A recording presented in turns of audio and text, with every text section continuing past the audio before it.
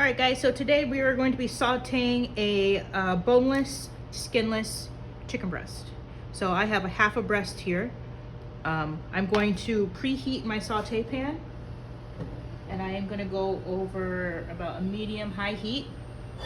I'm going to add my oil now because it's cold, so then I'll be able to tell when my pan is ready.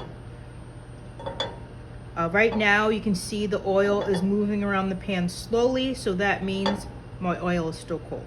So I'm going to let that heat up. While that heats up, I'm going to season my chicken breast. So I have a half a chicken breast. I'm going to add some kosher salt. I'm going to season from high above so that I have even coverage over the chicken. I'm also going to add a touch of cracked black pepper. Go easy on the pepper. It's a very strong flavor, so you don't want to overpower what's happening.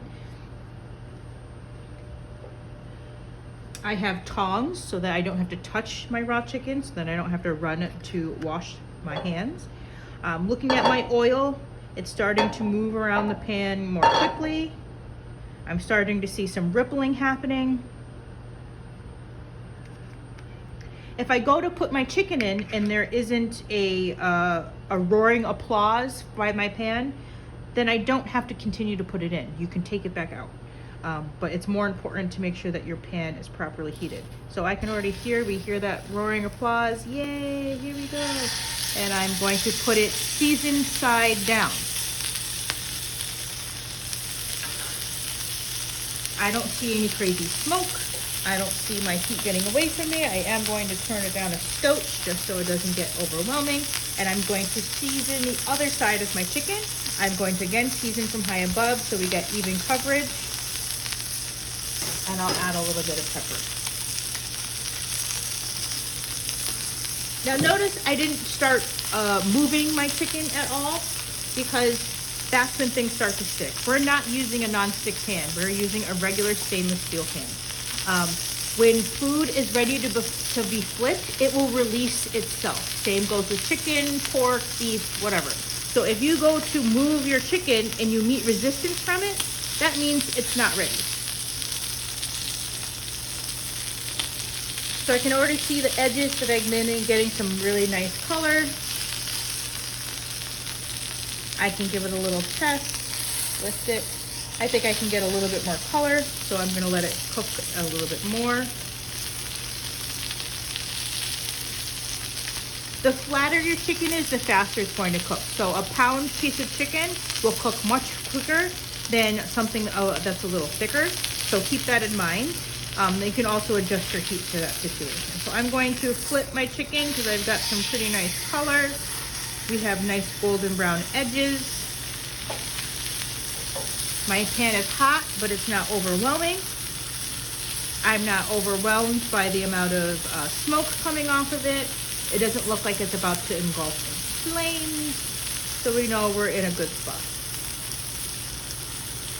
Now, a lot of people subscribe to the rule book of you can only flip food once. I am not a member of that subscription. I believe you can flip food as many times as you want, because what's the alternative? One side might get more overcooked than the other. So I can see the side of my chicken breast, and I can see that there is still pink. So you can see it on that side. So clearly I don't even need to temp this right now. It's not good.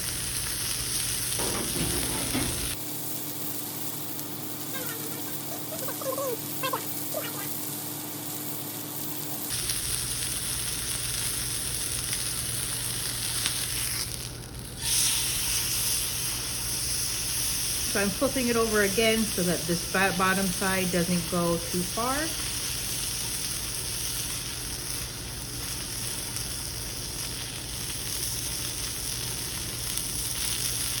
I turn my pan down because you already achieved the color that we want. Right now we're just looking to reach the correct internal temperature. So right now I can see that the outside of my pan is starting to darken, and I don't want it to go further than that. So I turn the flame down.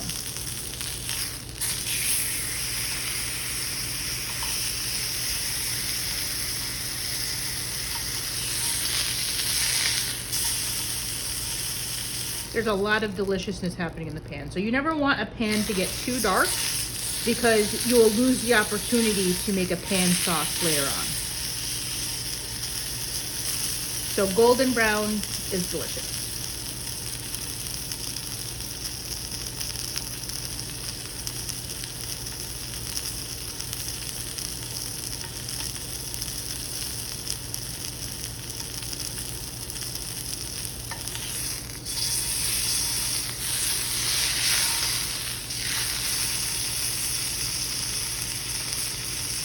While it cooks, I'm just browning some. I'm just going to keep rotating it, moving it around.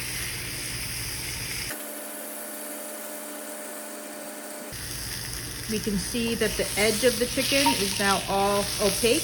There's no translucency. So at this point, I know that it's going to be under. I can already tell. I can tell by just pressing down on the chicken. It has a little bit of give to it, so that leads me to believe that it's still undercooked in the middle. When it becomes more firm and doesn't spring back, that makes it become a little more, I know that it's cooked.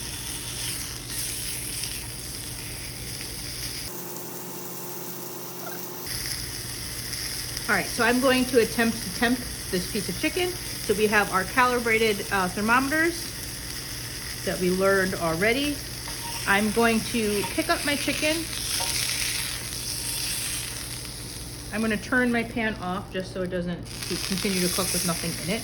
And I'm going to take the temperature in the thickest part of the chicken, but also the full length of the breast. As far in as I can go. And we are going to read the temp.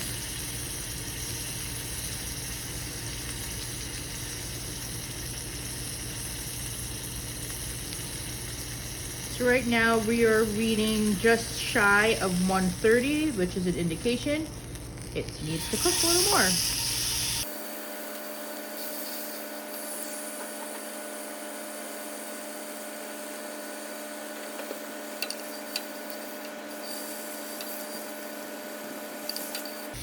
All right, so it's been cooking for a few more minutes.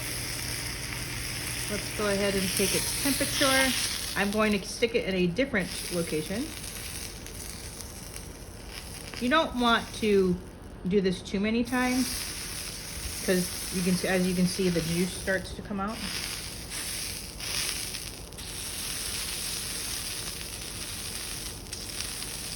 And I'm looking for about 150 because there's this thing called carryover cooking and it will continue to cook as it sits. So I'm good with that. And I'm going to let this now rest.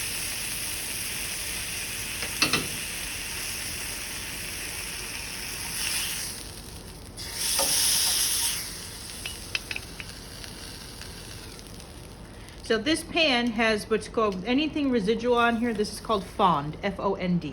So this would make a delicious pan sauce. So most times you don't want to waste anything and we would use that. So we're gonna let this rest, but here you have a sauteed chicken breast.